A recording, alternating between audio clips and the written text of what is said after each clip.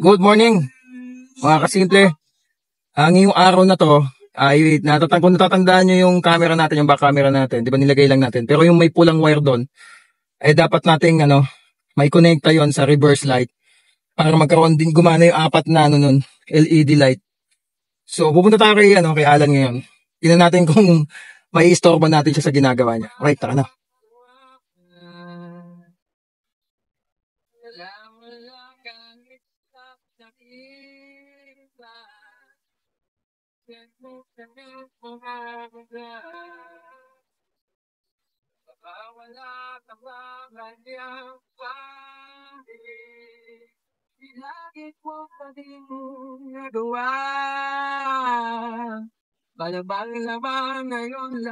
Actually, dapat kagabi yun eh.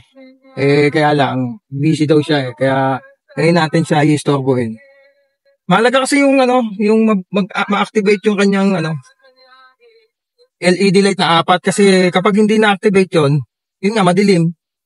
Ngayon kapag naka-on kasi yung ilaw natin, lalo na pagka nag-reverse na cambio na tayo, iilaw ngayon yung pinaka LED o pinaka flashlight nung camera ng back camera natin, reverse cam natin. So, hindi madilim, malinaw natin makikita pag umaantras tayo. Yun. So, sana maistorbo natin si Alan. Kung hindi man pwede si Alan, may isa pa tayong pupuntaan na pwede natin mapag-usapan doon. Actually, wala kasi tayong gamit kasi kailangan din ng tester. Saka pang-splice ba yun? Pang-talog, ganun. Wala tayong ganun eh. Saka hindi tayo kasi talaga electrician eh. So, siyempre doon natin ipagkatiwala sa mga electrician, alam nila yun. Okay. So, mga kasimple, nanggaling tayo kaya lang busy siya eh. Marami siyang ginagawa. So, tayo na lang ang magdi-DIY nung sa reverse camera natin. So, nakita niyo to. Ito yung wire na inilusot natin, no? 'Di ba? Kinabit lang kasi natin ito. So, ngayon ito yung camera natin, ayan. Ayan yung reverse camera natin. Hindi pa yan nailaw. Okay? So, makikita nyo dapat iilaw to. So, pag umilaw yan, may lalabas din doon sa ating dash. Yung parang tawag din doon, device. Doon sa pinaksalamin natin, doon sa monitor niya, dapat lalabas doon yung parang part na may guhit siya, parang ganun. So, kailangan natin i-tap to doon sa reverse.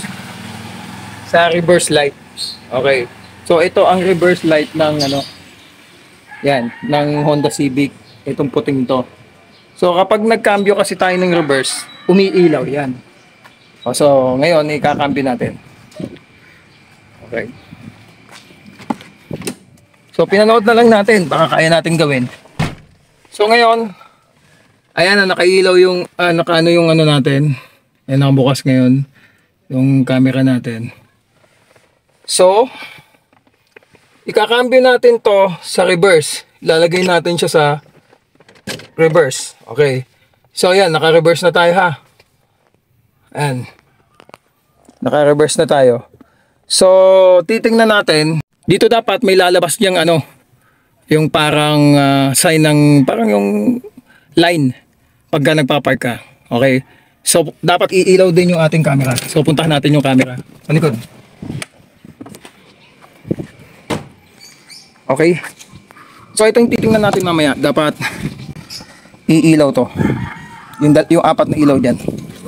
So, ngayon, ito yung ng linya ng ilaw ng Honda Civic. Ayan. Ilan yan? Apat na wire. Parang apat siya. Apat. So, ngayon, nakailaw tong ating reverse light. Ayan. Nakailaw ha. Pati yun. Nakailaw. So, hanapin natin yan. Itap natin itong pulang to. Itong pulang to, itatap natin. Itatap natin siya. So, ayusin ko lang yung camera. So, ito, tingnan natin kung saan natin siya pwedeng itap. Tingnan natin kung itong pangalawa. Ito ha. Itong pangalawa, 1, 2 na butas. Tingnan natin kung may sa pangalawa. Tingnan natin kung kailangan umilaw yung camera.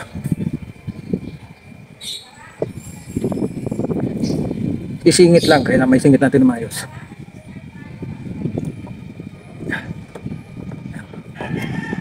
Yan. So ayan, nasa pangalawa natin siya nilagay. Tingnan natin kung nailaw. Ayun. Ay, nagagalaw lang. Ayun, nailaw. Ayusin lang natin, didiin lang natin. Ito lang. Ayan, nailaw siya. Nalalaglag lang. Nalalaglag. Kailangan natin maayos ang kabit. Ayan. Uy. So ayan, naigpitan natin. Yun, umiilaw siya. Kita nyo ha, umiilaw. So tingnan natin ngayon. So nakailaw din to ha. So nakita natin yung reverse. Tingnan natin ngayon dun sa ano. Tingnan natin ngayon dun sa loob kung okay na siya.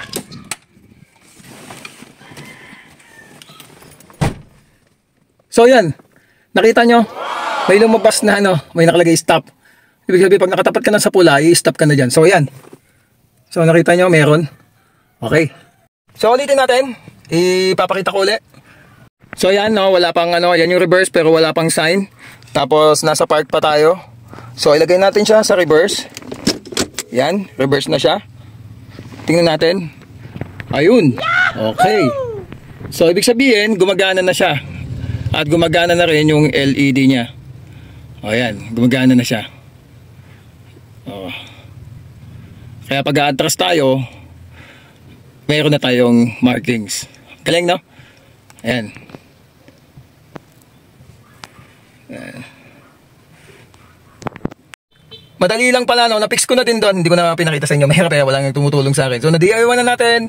Naikabit na natin. At sa wakas, nailaw na din yung LED niya. At may sign na rin siya ng park.